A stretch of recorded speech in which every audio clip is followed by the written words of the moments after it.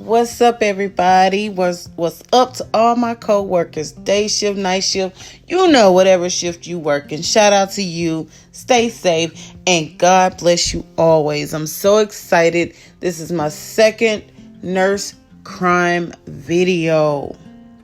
Yay! Now, I decided to talk about Miss Beverley Allitt today. She is nicknamed the Angel of Death. We're going to talk about her, okay? Now, she was 22 years old, just 22 years young, should I say, when she started her killing. She had a total of 13 victims. Like, what changed? What happened? Let's explore this. And not all her victims died.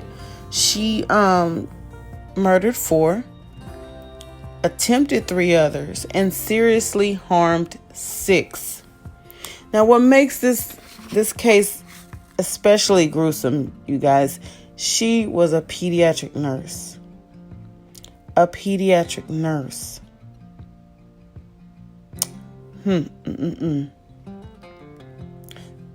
Miss Beverley Allitt, she was born on October the 4th, 1968. She's from Britain. She was one of 4 children. She had 3 siblings. Now, let's just explore a little bit of her childhood and see what could have went wrong with her. Now, from what I've investigated on her and learned from her, she was somewhat obese. She was an overweight child. And she developed what they call Munchausen syndrome. It's when you think of any reason you can to go to the doctor. Like, you're sick, but you're really not sick. You know what I'm saying? Like, you're more mentally ill than physically ill. Like, she was known to walk around with bandages on her, cast over her wounds. She even had an appendix taken out that was perfectly healthy. But she was somehow able to convince the doctors that her appendix needed to be taken out. And it didn't even heal properly due to her interfering with the surgical scars. Like, they would heal, she would pick at them. Another attention-seeking behavior of hers, and she had a lot of them. And like, the older she got, the worse her Munchausen's got.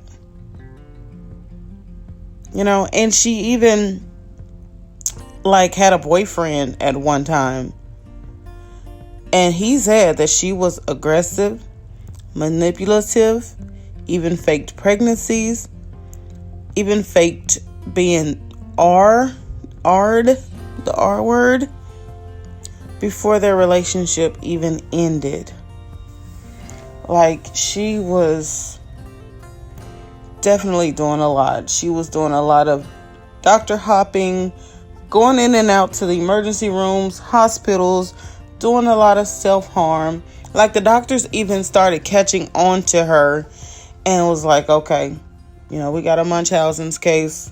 Be aware of this young lady. She might come to you pretending to be sick. They only had 1 fully trained nurse on night shift.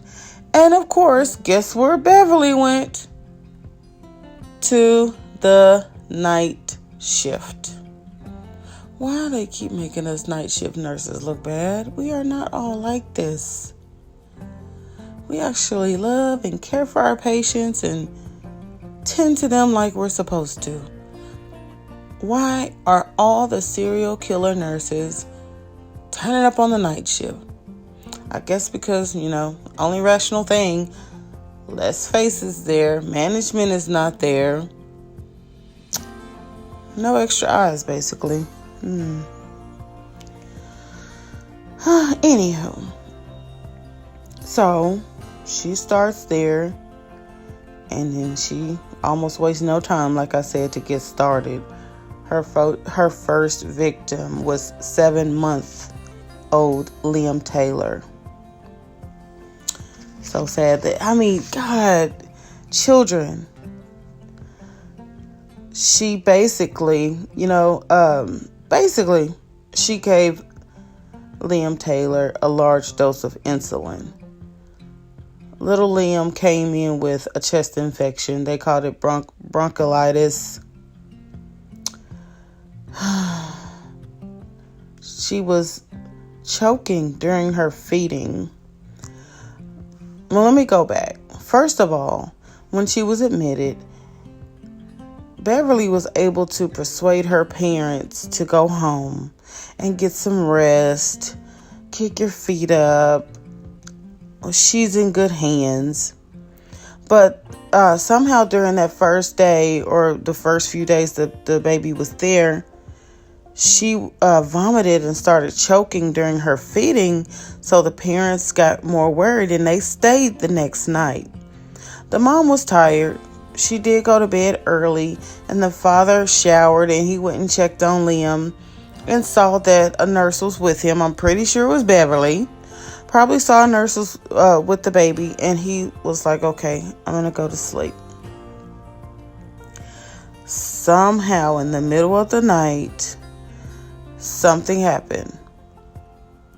The next morning, Beverly tells them, he had a respiratory emergency during the night, but he recovered.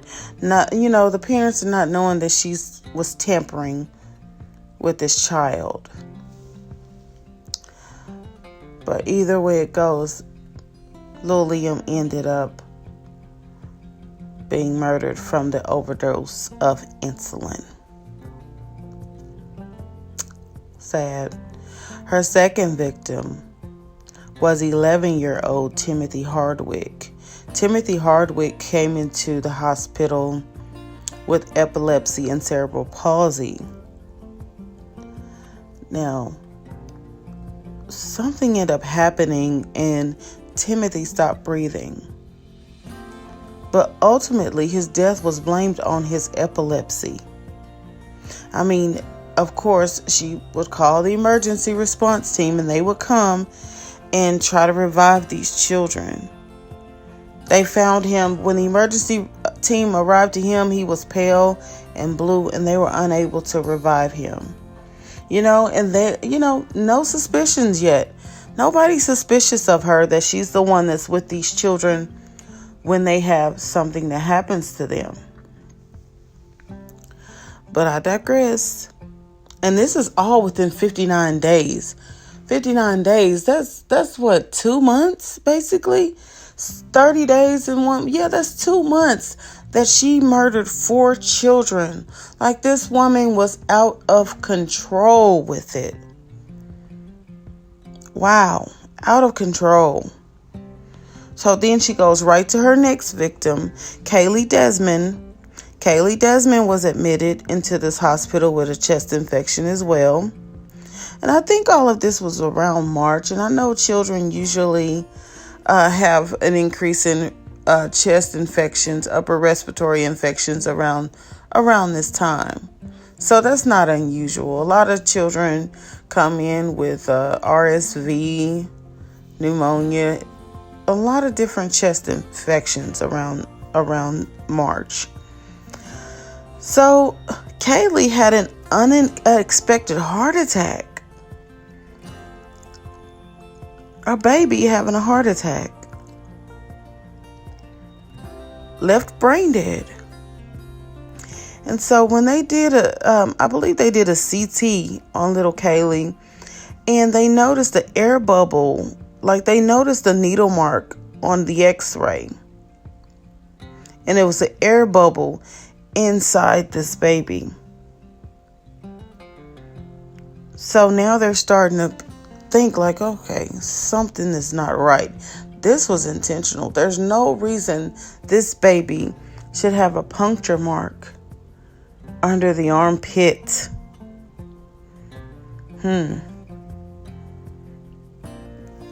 So now by this time, everybody's in an uproar. Like, the doctors are frantic. They're wondering what's going on. They're like, this ain't right. So their wheels are starting to turn and they're starting to investigate. because they're like, this is not right. There's too many sentinel events happening one after the other. So they're trying to figure out what's going on. And thank God they jumped on it pretty early. You know what I'm saying? One time, I can't see them thinking anything.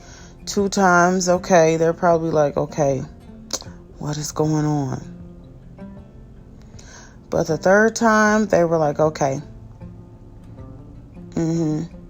So they already had their ears perked and their eyes open, trying to figure out what's going on. So now, let's go to number 4. Number 4 is, let me get this name right. I think it's Crampton. Crampton came in with a non-serious infection. Not serious at all.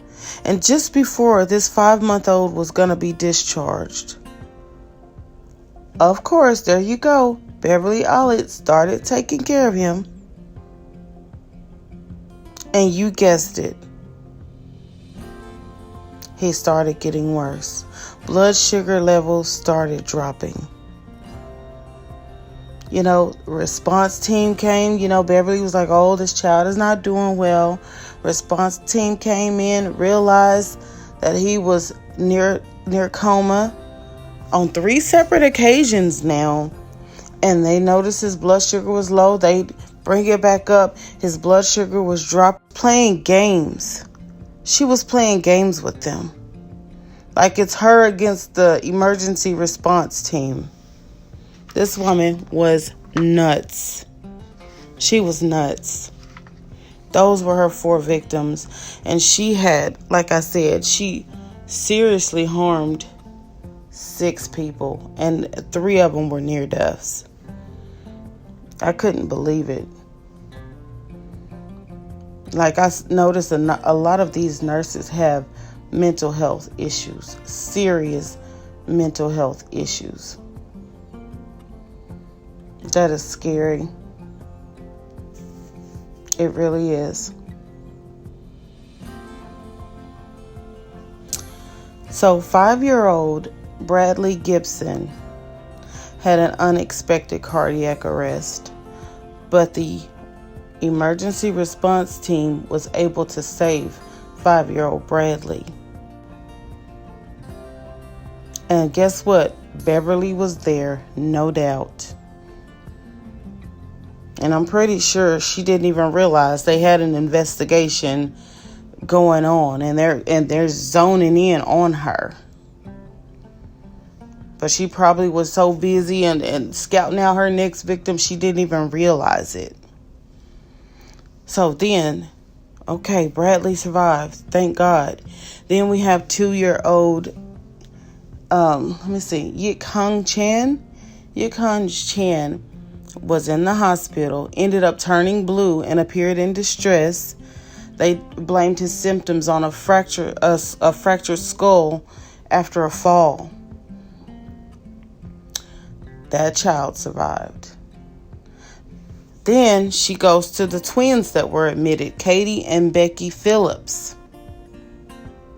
Now, gastroenteritis was what was wrong with Becky. And Beverly was taking care of her. So about a couple of days later, Becky raises the alarm and says, oh, this child is a little sweaty. It looks like her sugar might be low. But they didn't even find that the baby's sugar was low. So baby Becky was sent home. But during the night, she went into convulsions and cried out in apparent pain. And the doctor thought she had colic. So the parents kept her in their bed for observation, and she ended up dying during the night. And then, her twin was there as well. Katie was the twin. Katie was just in there for an observation. When you're admitted under observation, that's just meaning they're going to watch you. They're just going to make sure everything is okay for maybe 24 to 48 hours, and then they're going to send you home. Beverly was there on the night shift, and all of a sudden, the baby had stopped breathing. Beverly sounds the alarm. Hey, hey, hey, I found another child in distress. And there she is. But Katie, baby Katie, they ended up transferring her out. She had broken ribs.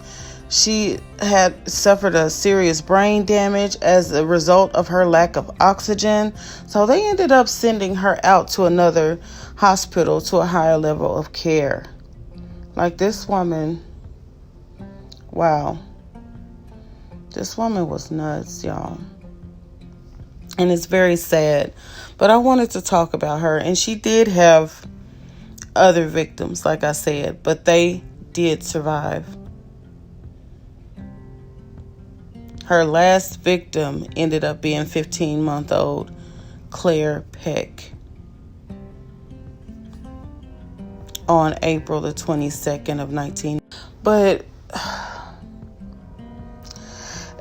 you know, this woman got really sick after all of this. She ended up going to trial on 1993 because they of course they narrowed it down to who was there every time these children went bad. It was her. She ended up going to trial. She got 13 life sentences, and then they were like, okay, they gave her 13 life sentences, but they said she must at least serve 30 years. Does that make sense? If you get 13 life sentences and you must do a minimum of 30 years, I know I'm not the best at math, but that makes no sense to me. Can somebody make it make sense? And what the F fact, she actually was given a free COVID-19 shot, y'all. Can y'all believe it? Yeah, she got a COVID shot. Like, wow. Okay, and she got it before some of her an uproar about it. And she even ended up getting sick, like, you know, after she was sentenced and stuff. She ended up getting septic. Like, she was fighting for her life. And someone decided to open up a GoFundMe, try to raise $2,000 for her hospital bill. And people were in an uproar about that too. They were like, what? Why? You know? But yeah. She's still in jail doing her time. She did get the vaccine. She's 52 years old now, believe it or not. She is 52 years old, and she's serving her time at it's a secure hospital, Crampton Secure Hospital in Nottinghamshire. It's like a mental facility, and she's definitely mental. But I thought I'd get on here and talk about Miss Beverley Allitt for my second nurse criminal. Well, all right, you guys. If you need to know anything else about her, just look her up, Google her name, and you will find out all you need to know. But I will list in the description box where I got all of my information from. And the drawing is still on. 125 cash giveaway on April the 8th. It is still going on, okay? All right, I will check you guys later. Bye.